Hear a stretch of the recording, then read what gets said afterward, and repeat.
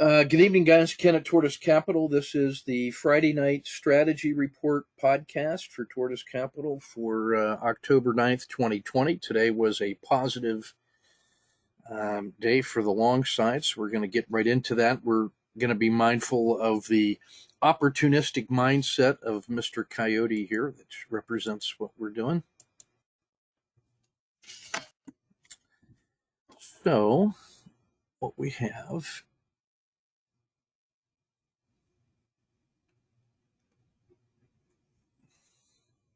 There we go.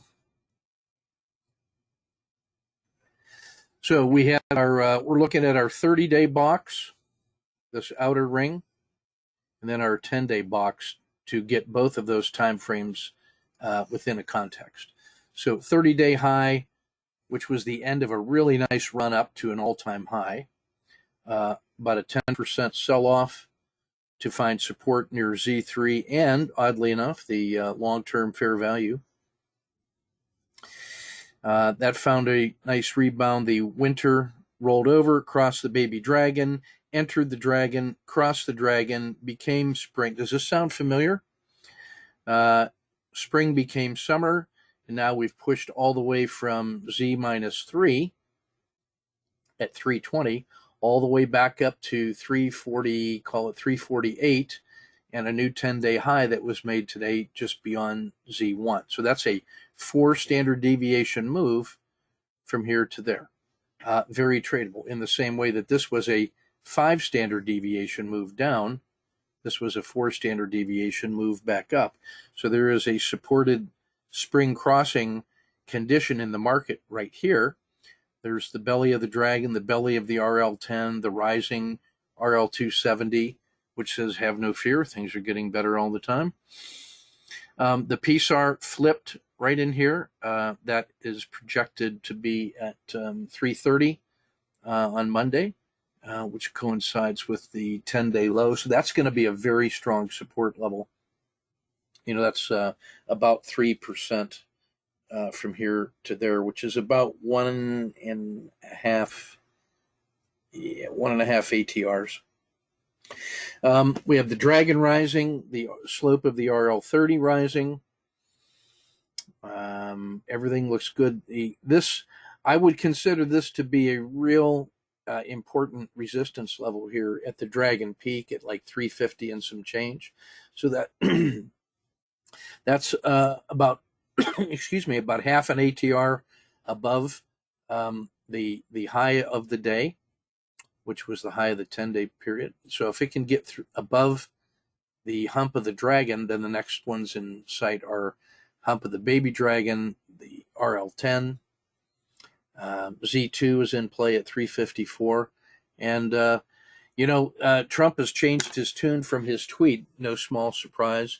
Now they're going to try to push for a larger than 1.8 trillion stimulus bundle in the next 30 days, and that's going to certainly help short-term tactical trading. So I think maybe there's some of that going on right now inside of this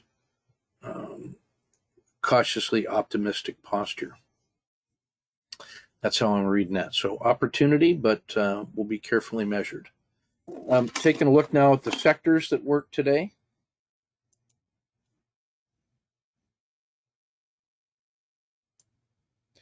Hey, let me ask you, are you guys finding the sector review helpful about posturing, the market versus the sectors versus the companies?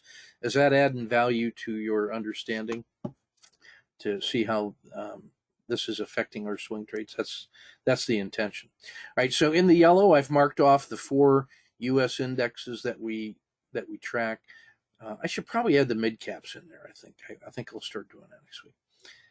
Which means I got to replace one thing in the stack and get rid of, so that I can fit it all on one page. You don't want your dashboard too cluttered. I'm going to find one to be talking about that. So the S&P up 0.9, the Dow and the small caps up 0.5, 0.6, Treasuries basically flat at minus 0.02. So the things that were better than the S&P today, that in terms of sectors highlighted in green.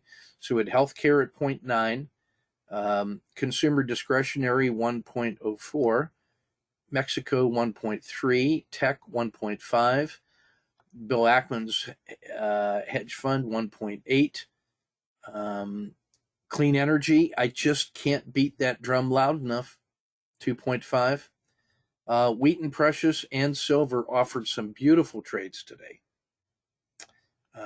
with Wheaton getting back above 50. They were up 5.5% and 6% respectively. And then the triple techs came in at 4.8 and 4.5 respectively, with a slight hat tip to the to TECL, which is basically 3 times the return that you would get out of XLK, which is the broad S&P tech sector. That's what TECL will get you. So if you're monitoring XLK compared to the other sectors, you can actually execute in TECL if you're so inclined and get the leverage to choose. And that gives us some distinction between the broad tech sector and then the NASDAQ 100. This is the triple version of that. So the big winners in terms of companies, obviously Wheaton, but Amazon, Microsoft, Salesforce, Google, Tesla, Apple, Caterpillar, Walmart, all the biggies. There is no surprising name on there. Also pleased to see that Procter & Gamble and Walmart are marching along. So this is not just a tech sector. This is actually some broad-based benefits. And I think things like Procter and Walmart and consumer discretionary are going to benefit from a future stimulus package. I have to believe that that's part of what's going on here. I don't have to believe, but I actually do. So let's look at what underperformed today. The S&P again at 0.9. So the FANGs, that's Facebook, Apple, Amazon, Netflix, Google, were basically equal at 0.87. Slight underperformance by Brazil, materials, and emerging markets, but still a credible performance. Finance and Japan basically flat. Treasuries again also flat.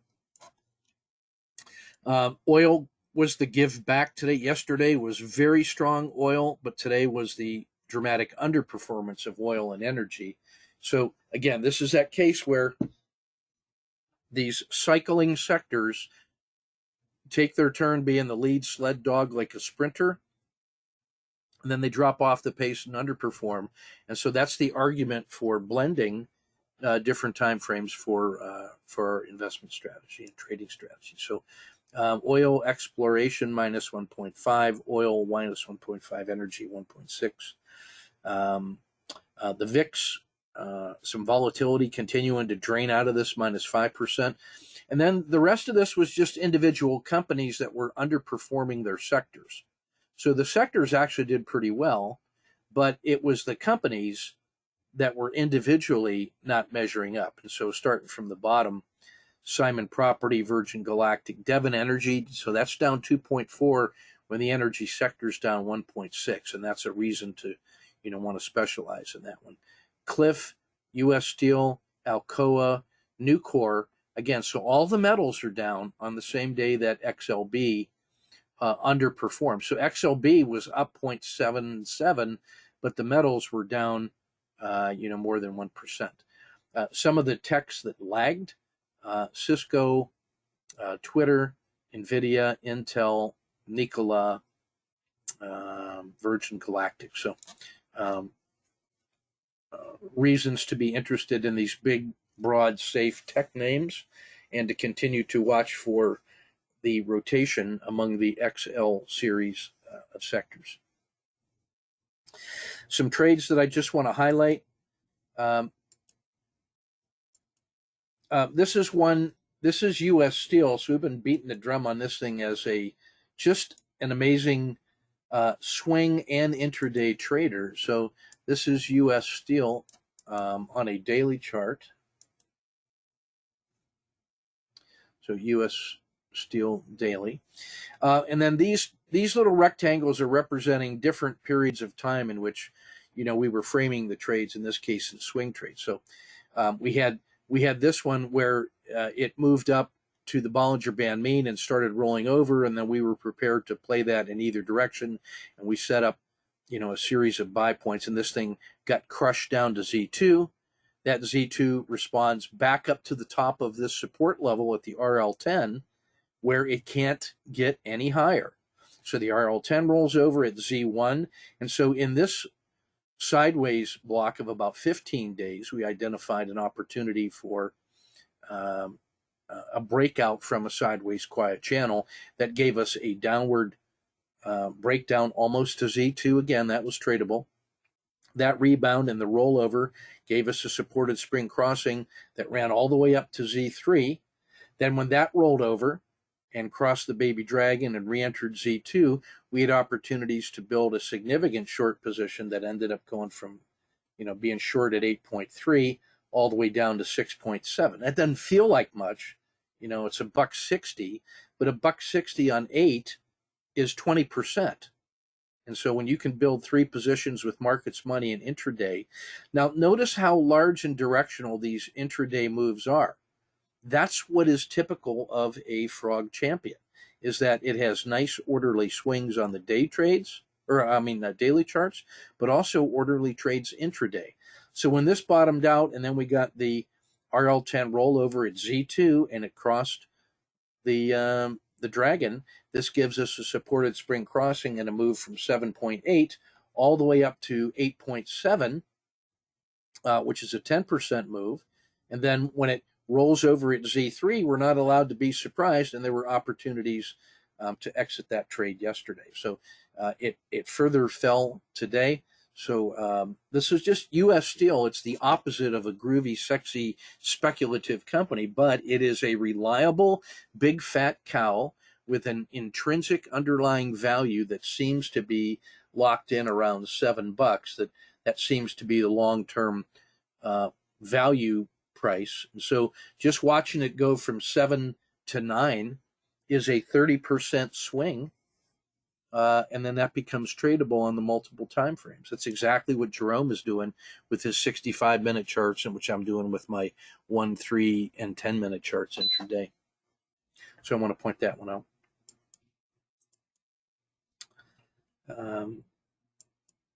Next one up is so this was Wheaton Precious Metals today, and it had been a darling, and then had gotten a retracement, but today it was a gap up.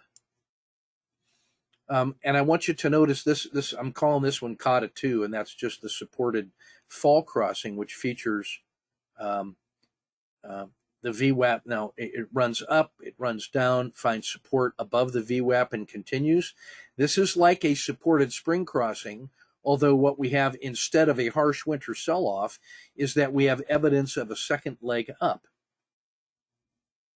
And the summer tells you that it's happy. The rising VWAP tells you that people are buying it in quantity at higher levels. The support level here below the dragon gives you measured levels of support, crossing the dragon and then resuming the move up. So you can buy this one here at $49.55 with about a 15-cent initial risk. Now, technically, you could have been right here at the PSAR or the bottom of the dragon. For a 15-cent risk, I just decided to use the VWAP as the initial box, and 15 cents still lets me get a considerable position on this thing, like 2,000 shares. So if you're getting it at $49.55, now the Wu Wei exit would be this. It stays in place until we get 1, 2, 3 dots above the entry. On the 4th dot, as soon as that closes, this dot forms, and I jump the stop to here, keep that in place until the Bollinger Band mean picks it up, and then just ride that one all the way up here. I gave back, a little over 1 execution hour, so I think maybe, in retrospect, I would have preferred a sniper exit here on half, and then taken the second half here. But still, that's not bad. That gives us about 2 execution hours on the first one, and it gives us an opportunity to re-enter. That ended up being a scratch, but I want you to notice that this is at 50.2 51, and this thing, we ended up re-entering at 50.3, and it closed over 51 today. So there's another full dollar available, and that's the distance from 49.20 to 50.20. This thing closed up around, I think, like 51.20. So there's another one of these large moves baked into the cake. But this is how we get it started with this adapted kata number 2, the supported fall crossing. Next one I want to look at is,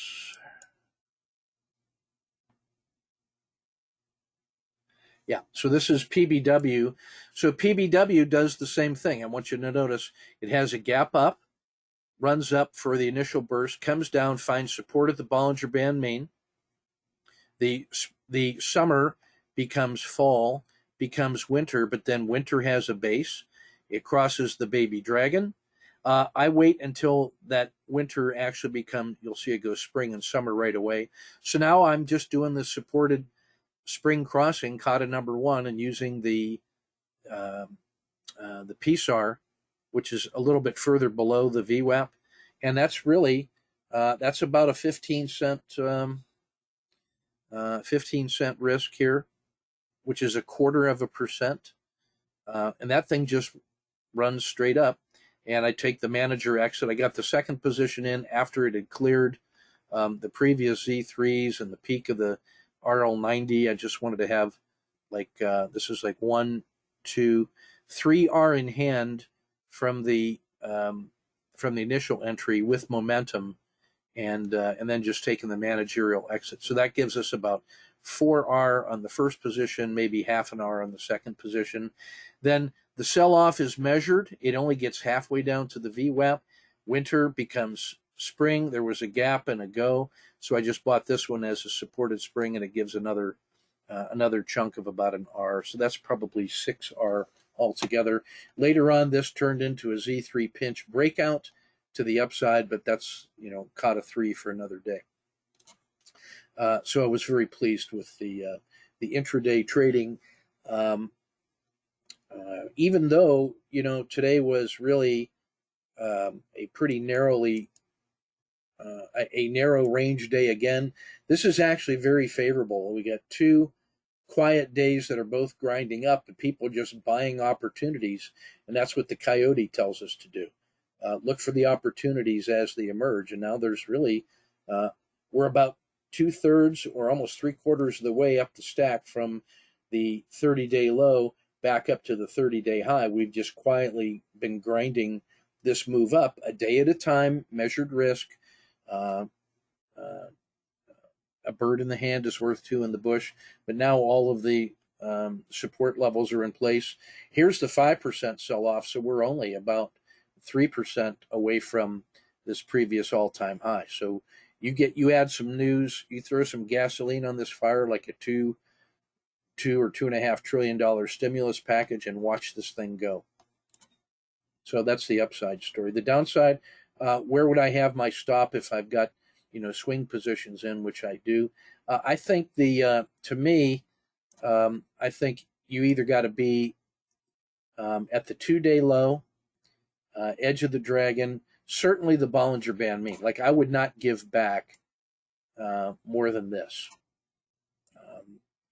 That allows you to keep. That way, you have 1, 2, 3 legs off the bottom, right? So if the move is from here to there, if you give it this much wiggle room here to the Bollinger Band mean, like between Z1 and Z0, that's not unreasonable. You're still keeping 2/3 of the gains, but it kind of also depends on where inside this move you made your play. So I could make an argument why you might use a 1-day low, a 2-day low, or just the Bollinger Band mean. Any one of those levels, I think, can be justified on the basis of your of what your open positions look like. Okay. All right, I want to shift to the weekend report. I've got about 10 minutes to get through this before my next session starts. Appreciate your patience.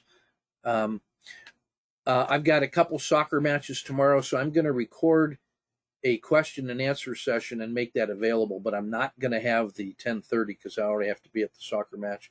And then we have an evening game at 7, so I won't be around for the 8 o'clock. So I'm going to record a separate session and then just post that on Patreon. So you have a day off from the podcast tomorrow. But we will do the Sunday night podcast and a Monday night podcast, even though the market's closed on Monday. Let's go to Zoom.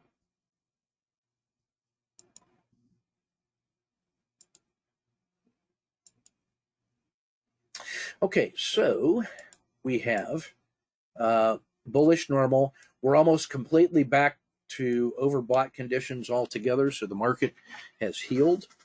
ATR percentage has now dropped back to 1.7. We just tipped into the positive side onto risk on risk Z. So the risk Z, despite my scary warnings and everything, has been pretty accurate in terms of assessing the opportunities for what's available. And now the upside is starting to be indicated because it's now looking like this, and a move up and a move like this. So this failure to experience more than just that 10% sell-off turns out to be the deal. Mid caps and small caps have now joined tech as real clear leaders.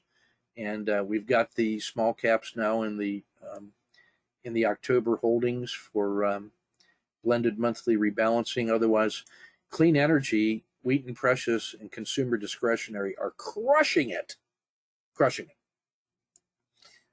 Apple, DuPont, Caterpillar getting it done. In the ETF 200, it's there's your clean energy. And even silver starting to make a run again. But I would trust clean energy first. ETF2 exposures at 90%. Only Latin America is lagging. So on the monthly health check, the monthly performance so far is starting to show some gains. I would have, I think, my stop on the monthly basis below 320. I would not let it go any further than that. And then if it can break above 350, that thing is free and clear. And it'll be a return to optimism. On the weekly market health check, we've got a nice a doji rebound here from the PSAR, and 2 weeks in a row of some gains, but it really has to get through 350 to be persuasive. Otherwise, this is just a tactical play, and we're not persuaded yet. If it can get above 350, then it's 360. Then 370 and 380, and just these $10 step ladder approach to life is kind of what we're looking at here. I've already covered the daily.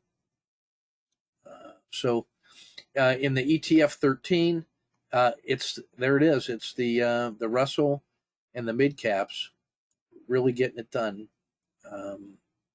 Latin America had a short-term pop, but I'm hesitant to say it's back.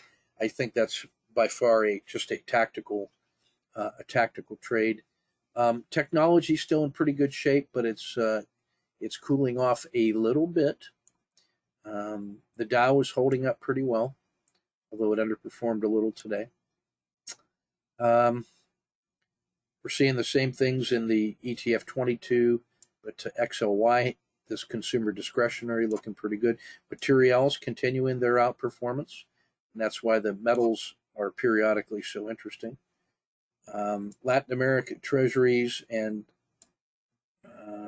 energy just getting smoked. PBW and a nice recovery move today in Wheaton. But PBW, that's got to be on your radar for daily, weekly, and monthly positions going forward until otherwise noted. Again, small caps doing pretty good. Treasuries and the short terms, they're just not attractive, and people are buying the dividend paying large caps, but also the tech leaders as a store of value. That's the new risk-free rate of return, I suppose. In the Dow, Salesforce has now gotten over its tactical doldrums and starting to work. IBM had some good news this week and maybe has some room to get in among the tech leaders again, as might Intel. It's had a pretty good week and month. And so United Health, maybe they're going to be part of this 1 million doses of COVID medicine. Sector spiders, return of the techs for the semis, and innovative technology had a good week and month, and biotech, pretty good. PBW in the ETF Max, that's the one that's crushing it. So this is kind of the stack to look for. You can see silver's been doing great, but had a momentary pullback as people were, I think, were cashing the outsized gains, but it started to resume. 3 of the top 4 clean energies. Just saying. And that's a global phenomenon too. Market health check, the U.S. is back. Only South Korea strong in Asia. Consumer discretionary getting it done around the world. Brazil, still a tactical opportunity. It's such an extreme sell-off that the short-term bumps could be really good. And I would just say silver is, preferred to gold in terms of the opportunity for shorter-term swings. And you can read the rest of those straightforward. Daily report. Only Latin America on the short side. So if there's weakness in the S&P, whenever that happens next, Latin America would be the first place to look for weakness. But I like Microsoft, United Health, and Nike in here. I think IBM's postured to maybe make a run. They had some good news, and it's not fully baked into the cake yet. So I think that's got some possibilities. Lots of dojis today. Plenty of symbols that broke out above their 10-day, 1 month, 3 month, 6 month. That's telling you something really important. And even more so in the ETFs. Look how powerful these moves have been. That's what you need to be looking at. Very few things test out well on the auto framer because we made a new 10-day high today, so that naturally there won't be many of those. These are your relative strength leaders down here, and this RR column is telling you how many ATRs above their long-term fair value they are, and that's just a symbol of persistent, consistent strength going forward. Some daily squeezes, you'll see a lot of these on a day in which it was a low volatility range day, but it's also attractive because that lack of volatility implies some upside movement when you pair that with the 10-day 10-day highs. Now when the S&P is the number one thing, that tells you how complacent things were going into the weekend. You got Apple, tech, consumer discretionary, Home Depot, Walmart, Caterpillar. I mean, there it is, guys. That is a screaming buy. Starting with intraday, respecting the downside, framing the trade in both directions. But this is an opportunity between now and the election, as both sides of the aisle look to shovel as much cash towards the people as we can. That's going to be consumer discretionary and consumer staples. All right, that's and then the NDX is telling you everything the same. So that's everything I got for you. I got people showing up for my other show. I will record a good Q&A session from the hybrid workshop for tomorrow morning. And then next scheduled podcast will be Sunday night at 8 when I will be looking at your trade frames posted in Campfire. So thanks a lot, guys. Take good care, and I will see you Sunday night.